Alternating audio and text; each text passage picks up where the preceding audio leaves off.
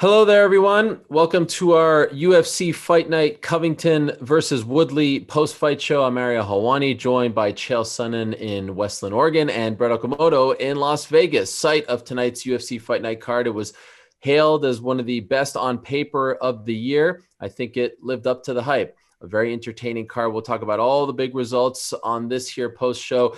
There may be too many results to talk about in this limited amount of time, but obviously we have to start with the main event, guys. Colby Covington defeating Tyron Woodley in the fifth round via TKO. A somewhat bizarre finish in the sense that it wasn't quite clear what happened. It looked like Woodley may have injured his rib. He clearly was very hurt, couldn't get up for quite some time, but the result at that point was elementary. It seemed like Covington was on his way to a pretty unanimous decision as far as dominance is concerned. I don't think anyone online was scoring that bout for Tyron Woodley or even gave Tyron Woodley a single round. It was Colby Covington from start to finish. And so, Chael, I'll start with you. Were you surprised that it was that one-sided?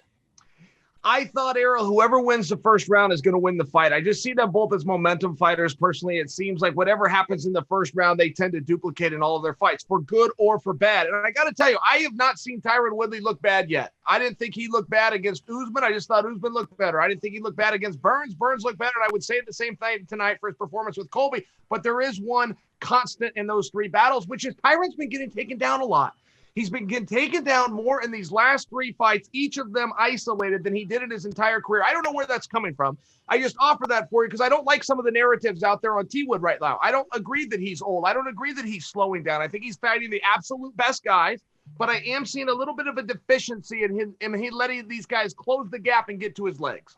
Well, let me ask you about that, Brett, because you can make a very strong case that Woodley has now lost 75 straight minutes, right? 15 straight rounds. If you go back to the Usman fight, the last time he won a round was September of 2018 against Darren Till. So do you agree with Chael's assessment? Because I think most people right now are saying that he is too old, that he is over the hill, that he should, start talking about retirement. What do you think based on what you saw tonight? I agree that with Chael in the sense of that I don't think Woodley looks like he's completely shot. I mean, he looks like a guy who still comes in relatively good shape. I think he still has some of the explosiveness that we're used to seeing. What I have seen lacking, in my own opinion, in Woodley's fights is just a will to win. I mean, the guy, we all sat there and watched him lose the title to Kamaru Usman, and I think immediately afterwards we said, man, something just didn't seem right about Tyron Woodley. I mean, where was the fire? Where was the second effort? Where was the sense of urgency? It just looked like he accepted losing in that one. I feel like we all left the arena kind of feeling that way. And then I thought the same when I saw him fight Gilbert Burns in June. I think he was throwing some shots early, and then he felt Gilbert's power, and I again, in my own opinion, thought he kind of went into survival mode, that he was happy to just, I don't want to get hurt by Gilbert Burns. You just didn't see that fire in his eyes of like, no, I got to go out here and I got to do this. I got to take this chance. I got to make this happen. And against Colby Covington, I was very, very interested to see what his game plan was going to be, because if it was going to be the Tyron Woodley who likes to just stand with his back against the fence and conserve energy and try to wing that right hand and hope it lands, I thought, well, that's going to play completely into Colby's strengths. And for the first round or two, I thought Tyron didn't do that. I thought he was coming forward a little bit more. I did see someone that I felt at least was truly trying to win this fight, wanted to win this fight, but then just kind of came to this realization by the third round, especially when he started losing the wrestling battles, that it wasn't going to happen for him. And I wouldn't say that he quit tonight, but he just didn't show a whole lot of fight. And Chael is right. He's fighting the absolute best, but this is where we expect Tyron Woodley to be. We expect him to be at the best, and he's right now not competitive with the best, not competitive at all, can't win a single round against the best. So where's this guy going to go? Because I just don't know if Tyron Woodley is the type of guy who's going to be like, all right, I will rebuild myself, I will remake myself, I will start fighting the younger guys. He just has never struck me as that type of guy, so I don't know where he goes from here. All right, so we'll talk about Tyron's future in a moment, but let's give Colby his due, Chael. This is a guy who needed a bounce-back win after what happened in December of last year against Kamaru Usman. He gets that win in emphatic fashion against his rival, and afterwards he makes a whole big scene calling out Jorge Masvidal, calling out Kamaru Usman, had a back and forth with Usman on the post-fight show on ESPN+. What did he do well in this fight? What impressed you most about Colby's performance, Chael? Okay, if I can back up, so he switched camps. And guys, we've seen this through MMA and we've seen it through boxing as well. When you switch camps, many times that's the beginning of the end. They bring you in, and they begin to show you their philosophy. They start to change you instead of let you grow and add on to what you're already doing. We didn't see that tonight. His coach was even talking earlier in the week, and I think you guys would have seen this interview, that he's going to switch his stance to orthodox. I remember going, oh my goodness, please don't switch a guy's stance. That is the most fundamental basic of all of his attacks. Colby did not come out and do it. Regardless of what the media and the coach was saying to people, it was gamesmanship, or Colby had his own plan, but he stood there southpaw, which allowed him to set up the wrestling. One thing he does so well, guys, he is in very good shape. He is a guy that's constantly feinting. He's constantly faking you, and he's making you guess. He'll throw kicks to the legs, to the body, to the head. He'll throw punches to the same. He'll jump up with flying knees. He'll push that double into the fence. He keeps that pressure on you, and I know that that is intangible, but it's very hard to see at times, but it's also very hard to hold yourself up against. It's something that George St. Pierre was able to weaponize. I feel like Colby weaponized it tonight. Yeah, huge performance from him. Dominant. His cardio is incredible. His output is incredible. It was vintage Colby Covington. This is the Colby Covington that we expect at this point. So, like I said, Brett, afterwards, he was very vocal about what he wants, who he wants next, had the back and forth with Usman, called out Masvidal. Now, we know right now that Kamaru Usman is scheduled to fight Gilbert Burns in December. He's scheduled to defend his welterweight title against Gilbert, the fight that was supposed to happen in July. We also know that the UFC wants to book Jorge Masvidal versus Nathan Diaz 2 in early 2021. Talks are ongoing, but it's not a done deal. I know Dana White was asked about Colby fighting Masvidal at the press conference, and he kind of said, like, yeah, no, he didn't say it's not happening. There's no way. We've got the Diaz fight. He was like, oh yeah, maybe we'll look at that. What do you think happens here with Colby? Because there's also Leon Edwards out there. I saw some people talking about Khamzat Chimaev fighting Colby, and we'll get to Khamzat in a little bit. What do you think the UFC should do with Colby now? I don't know. I think it really depends on what happens with those negotiations between Jorge and Nate, because that's the fight, right? I mean, that is totally the fight. And once again, which one are you talking about? Just to be clear, the Masvidal Colby one?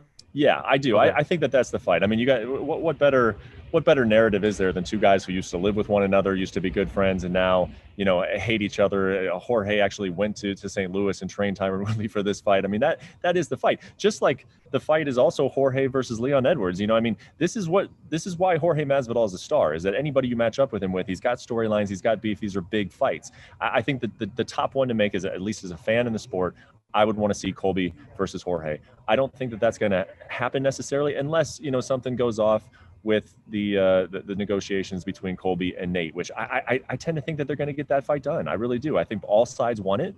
I think the UFC is excited about having a big fight like that in the early goings of 2021. Obviously, it's a fight that both fighters want. So that is kind of where I'm leaning now. But I think Dana has learned over time. He used to be, and he still does occasionally, but he used to be this guy who would just commit, says, "Oh, this is what's happening." He would give you, the whole schedule laid out for the next year. He doesn't do that anymore. He doesn't like to commit to these fights because he knows that these negotiations have to take place. So I think we'll see how the negotiations go for that fight.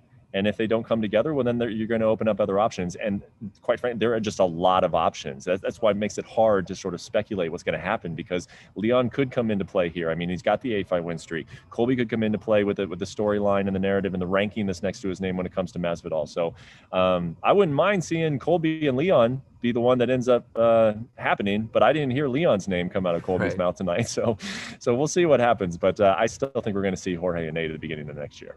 Yes, once again, Leon conspicuous by his absence as far as the call-outs are concerned. Chael, if you had a pick, who should Colby fight next? Okay, so I think that he needs to be ready. Quite frankly, I think he needs to be prepared and maybe even asked to go into what I'm calling the batter's box, the same position that Michael Chandler is in, and be ready to fill in for Usman versus Gilbert Burns. I just think that's his most opportunity right now. I don't know that there's any other fight, like Brett was saying. Colby was calling for two different athletes, but both of those athletes appear to be booked. They just appear to be busy, and it doesn't appear that that's a fight that he can get, but there is a third option, which is to be ready, stay ready, and fill in if needed. Okay, what about Tyron Woodley? Let me ask you, Brett, do you want to see Woodley continue to fight? Do you feel like he has some interesting fights left in him? Oh, man, it's tough because Interesting fights. I mean, we're basically, maybe others had already done this, but me personally, this was tonight that solidified that Tyron's, not there in terms of title contention. I thought that he had a chance to win this fight against Colby. I definitely was picking Colby to win the fight. He was a big favorite, but I was giving Tyron a chance. And then after watching this, you just kind of feel like, well, had these two fought 10 times, Colby's probably going to beat him 10 times. So then what constitutes an interesting fight for Tyron? I mean, if we're just laying the cards on the table, Tyron can be exciting. He has had highlight reel knockouts, but he's also had some fights that the fans have hated. I mean, he's not the most fan-friendly style to begin with. So it's not like a guy like Donald Cerrone where you're like, yeah, he's not going to win a title anymore, but you can still list out 10 fights that you would be interested in seeing for him. And that's why I think that the future, the immediate future for Tyron Woodley is extremely interesting, just because I don't know how the UFC tries to matchmake him. You got to believe that when it comes down to it, they go the route of building other guys off Tyron Woodley's name. And the Tyron Woodley I know and have covered over the last 10 years is just not a guy who's real comfortable with that. So it's got to come from Tyron. The decision of where he wants to take his career has got to come from him. But his options continue to limit and continue to narrow, and he has less control now over how he's going to be, who he's going to be matched up against. And I look at what the UFC, where can we get value out of Tyron Woodley? It's going to be putting him against those guys who are trying to make a name off Tyron. And those are not the types of fights that he has liked or wanted to take in his career. Chael, I'm assuming based on what you said at the top of this show that you still feel like Tyron Woodley has some fight left in him. I think that there's multiple things that Tyron, I'm speaking, if I'm his manager and I have to sit him down on Monday, okay, there's multiple things that can be lost. Tonight, he lost to Colby, but that also could mean he lost a very clear path to a championship. There's still one thing to cling to, and that is the fact that he has not been less than a main event in a meaningful amount of time, and you don't want to lose that spot. And the only way to preserve it is to change weight classes. If he went up to 185 pounds, he would get a fresh coat of paint. I would quickly put a story out that I am too drained, that when I was in college, I wrestled at 174 and 170. It simply has me too tired. This is the reason I'm having this. I would change the narrative. I would do it quickly. I would do it on Ariel's show on Monday as quick as I could get on there, and I would announce myself as a middleweight. Wow, interesting. I did not expect that one from you, but now that you mention it, he does always look really drained come Thursday, right? Or Friday morning, voice is hoarse and all that stuff. So that's a really interesting one. We'll see how it all plays out. All right. So that's the main event story. Now, of course, let us transition to Khamzat Chimaev. Wow. Khamzat Chimaev does it again. Now 3-0, fastest ever to 3-0 in UFC history. 66 days. It took him 66 days, guys, to get to 3-0. Also, in his 3 fights combined, guys, the total strikes are 196 for Khamzat Chimaev and 2 for his 3 opponents combined. 2. Tonight, it was 4-0.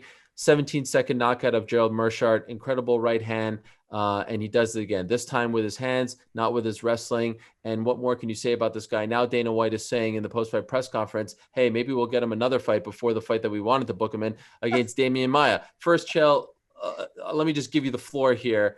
How impressed are you with Mr. Chimaev? Guys, here's the thing, okay? We'd only seen him in 2 bouts, and he did them back-to-back in different weight classes, and there was something special there, but we didn't have a whole lot to go on, okay? Look, we could deduce, though, that he's a ground fighter. He was even calling himself Khabib 2.0. He even went out there and looked a bit like Khabib 2.0.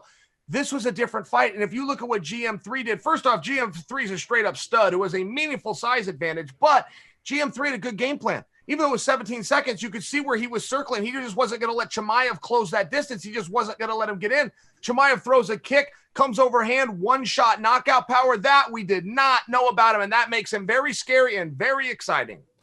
Afterwards, Chimaev said that he felt like Gerald was scared, that he didn't want to be there. Brett, you were there. Did you feel like Gerald didn't want to be there? That's really interesting that he said that, because that was one of the questions that I wanted to ask him. And it's fascinating for me to listen to Chael say that Gerald had the right game plan, because all week when I was watching these two square off and at the press conference, Gerald to me seemed like he was very comfortable in the spot. I mean, you spoke to him and interviewed him when the fight was first made. I loved what he had to say. He was very articulate. He was very definitive, and he had good reasons to say what he said. Even if you didn't think that he was going to end up backing it up, you could listen to him and say, hey, that sounds like a guy who really believes in himself. But then he went out there, and to me, he did look a little timid. I mean, again, Chael is better at looking at fights and breaking down what these guys are trying to do. But he did look like Chimaev looked loose, like he was going after him, and Gerard was just kind of circling towards the power hand, backing up against the fence. It looked like he was really, really wanting to know, well, how is this guy going to come at me? Whereas Chimaev knew exactly how he wanted to go after him. And to me, I attribute that to, I don't want to call it the Conor effects because it's cliche to say that, but when a guy has this much hype and it would mean so much to beat him, and then on top of that he talks a little trash, I think these guys just want the win so badly that it can affect their performances. I bet if you asked Gerald tonight, he would say that was not my best performance, even though it was only 17 seconds. I don't know if he would admit that he had nerves, but I am curious now to see that if this continues to be a problem for some of Chimaev's opponents, that they just want to beat this guy and want to beat the guy who takes his hype so badly that it can have a negative performance, an effect on their performances. So, Chael, let me ask you, because you texted me right after that victory and you said, do you feel a little dumb now? And I was like, what do you mean, do I feel a little dumb? I said after the second win that they should put him in there against a top 5 guy. Forget about this like slow build, like just throw him in there against anyone. Top 5, I think he could hang or beat anyone in the top 5 at 170, which is his real weight class. Why do you think I feel dumb right now? I didn't understand the text. And go back and check the text because it's all in the punctuation. The way you said it to the audience, there was a question there. No, there was a period. I was making a statement. You're feeling a little stupid right now, aren't you, Helwani? Period. Why? Because you believed that Chimaev was a little bit of hype and you thought that he was running into something. Now, no, that's false. Unequivocally false. I said it was disrespectful, and I still maintain it was disrespectful what they did to Gerald. It ended up working out, but they still disrespected the guy. You can't take that back. I don't know if you disrespect. I just didn't see it that way. I never saw it as disrespect to Gerald, but I did see it as a pat on the back and some hype for Chimaev. Look, I like the gimmick. And by the way, I should tell you guys this. I did not realize that he was fighting GM3 at 185. I know that's been well advertised. It just didn't make the connection to my brain. And then the Maia fight is back down at 170. I don't know if this is what they plan to do. Just keep booking him in 2 fights at a time and alternating weight classes. I'm in on the whole gimmick. I like the whole thing, but I didn't realize that till tonight. I think it made it all that much more special. Okay, so then let me ask you this. Number one, do you still want to see the Maia fight? Because I see some people who say, Maia's such a good guy, end of the road. Last fight on his contract. Does he really want to retire against Chimaev? Like, can't you give him someone else, give him a legend, give him someone like that? So number one, do you still want to see the Maia fight? And if not, do you want to see him against someone else, in that 170 top 5 sort of, stratosphere? Sure, absolutely. I mean, Leon Edwards would be a great name. Somebody threw out Colby Covington. I think that Brett had suggested that earlier. Look, yes, I do want to see Maia, but I also believe the buck stops at Damian Maia. And that isn't to say that Chimaev can't go out there and beat him, but to run over Damian Maia is something that has never happened to Damian.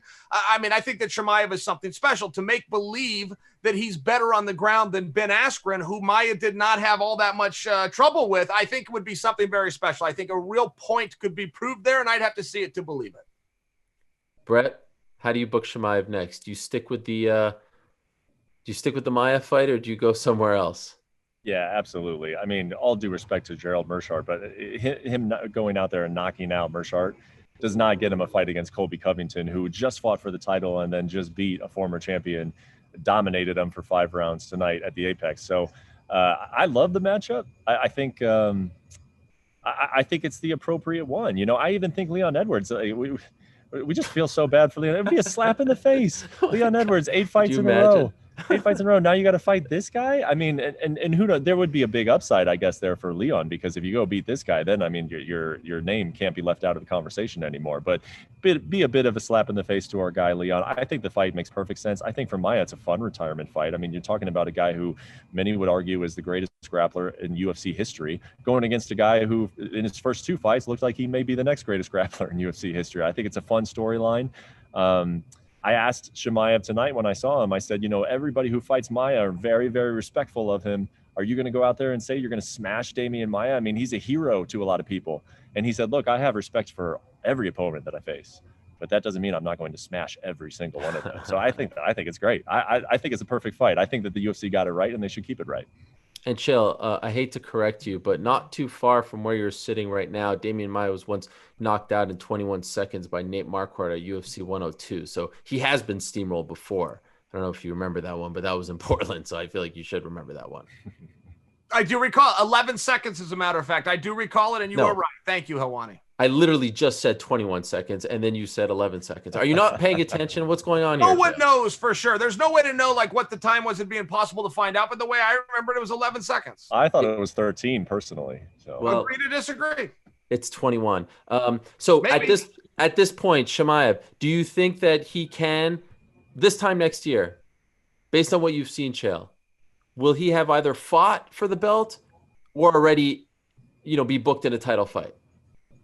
Okay, I'm a buyer on that. A year is not very long. The question that I would have is at what weight class? The guy's undefeated in 2 different weight classes. I mean, Ariel, a minute ago, you were talking about disrespect. I think it's disrespectful for us to maybe do that to Leon, for us to do that to a Nick Diaz, to us to just throw a guy. Look, we are all... Wait, Nick Diaz? What are you talking about? You said Nick Diaz?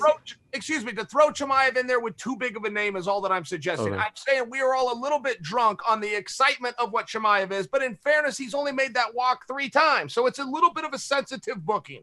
Okay, well, at this point, I feel like we can't be drunk. Like, we're past the point of being drunk. I think you could have said that after the second win over Reese McKee. But at this point, like, the discrepancy in strikes, the fact that he's won 3 fights in multiple weight classes in 66 days, like, at this point, I mean, I feel like you have to just jump aboard the freight train. Like, the hype train is fully rolling. Just jump aboard and go crazy. And I like the Maia fight.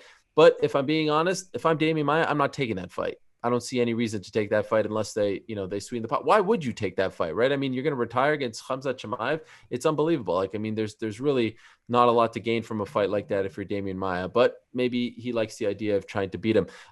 So that was a lot of fun. And then, of course, in the co-main event, guys, let's talk about this very quickly. Let's talk about Donald Cerrone versus Niko Price. Brett, I'll ask you first. Do you agree with the scorecards? In the end, they had it a majority draw. 2 judges scored it a draw. 1 judge scored it in favor of Donald Cerrone. It looked very early on like Cerrone was going to get knocked out. All credit to him. He withstood that onslaught from Niko Price, some really tough shots, weathered the storm, and they ended up going the distance. And in the end, it was a majority draw. The first of Cowboys' career. Do you think the judges got it right?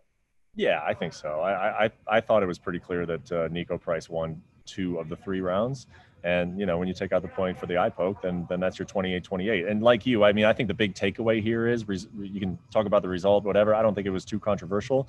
The big takeaway here was I thought what Cowboy showed after he was getting his butt kicked. I mean, that looked like it was going to get uncomfortable real fast. I think Niko went in there, and he's already a super aggressive fighter, but I think he also went in there thinking, why not go out and try and take this guy out immediately? I mean, it's shown that it can happen in the past. Obviously, it's great for your career if you go out there and take him out early. And plus, you just never let him get going. And I thought that we saw some vintage Cowboy that he started to get going when he was in danger, that he became more dangerous as he was in danger. And, quite frankly, I think a lot of us would have wondered if that still existed in him after his last 4 performances. Does he still have that?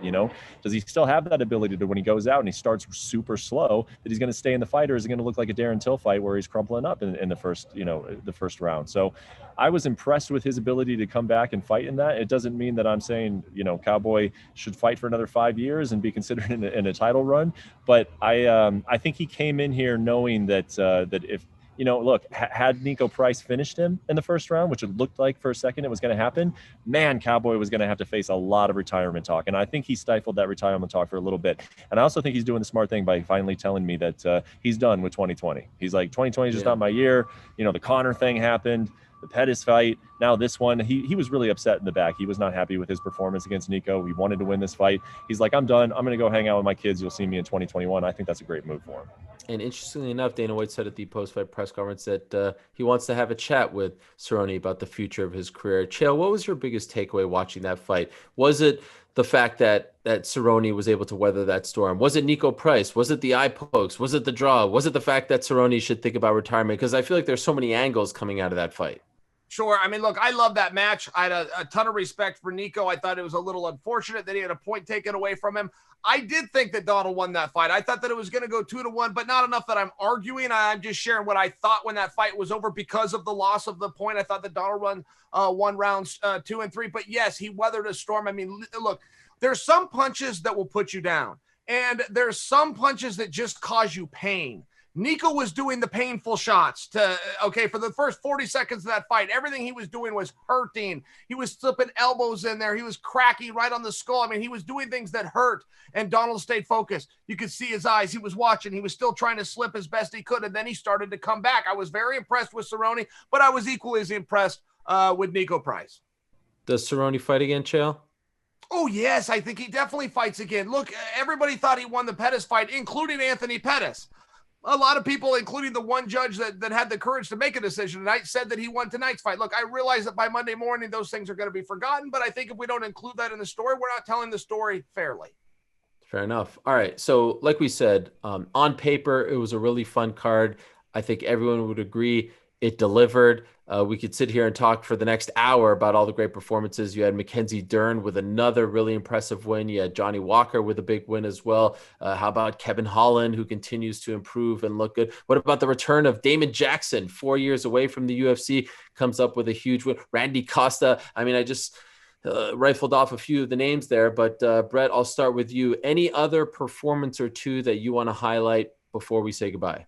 Yeah, like you said, there was a lot that we could talk about. For me, the one that stood out the most, it's close. It's close between Mackenzie Dern and Randy Costa, but I'm going to go with Randy Costa. I think that the fact that this guy continues to go out and finish guys so quickly, and I got a chance to talk to him after his fight, and I said, what do you think? What makes you so good at that? Like, why are you so good at that? Are you studying these guys? Are you able to figure them out? And he said, I have a level of creativity in my striking, and it's just non-traditional. You know, like a lot of guys come out and they're moving like a boxer, they're moving like a wrestler, they're moving like a Muay Thai guy. I have this creative flow that I have, and I'm able to figure out guys' tendencies and feint them, and they react the way I want them to, and then I can find a finish. And heck, man, I mean, so far he's been right. I like the way that he thinks about striking. And I mean, I'm sure the fights are going to get a lot harder as he continues to make up, work his way through that division. But man, so far, I'm very impressed with Randy Costa.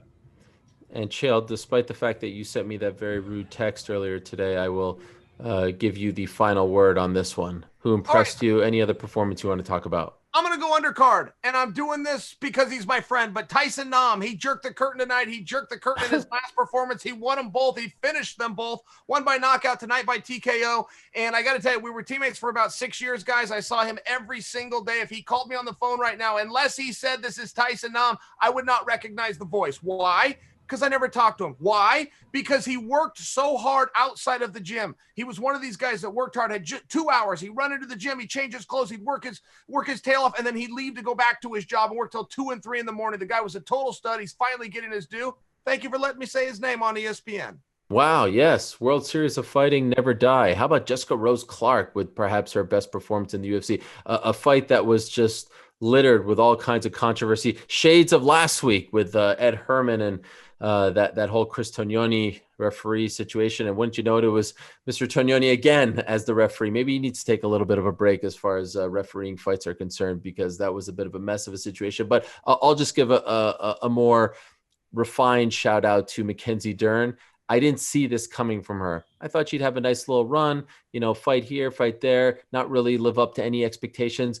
I think she is exceeding expectations. Now teaming up with Jason Perillo, I think she could be a force. I really do. And she has surprised me, especially after having a baby not that long ago. Pretty incredible that she's doing what she's doing against tough opponents like Randa Marcos. All right, guys, we're out of time. A great night. Congratulations to Colby Covington and all the big winners on tonight's card. For Chael P, for Brett, I'm Ariel. Thanks to all of you for watching. We appreciate your time as always. We'll talk to you next week. Thank you for watching ESPN on YouTube. For live streaming sports and premium content, subscribe to ESPN+.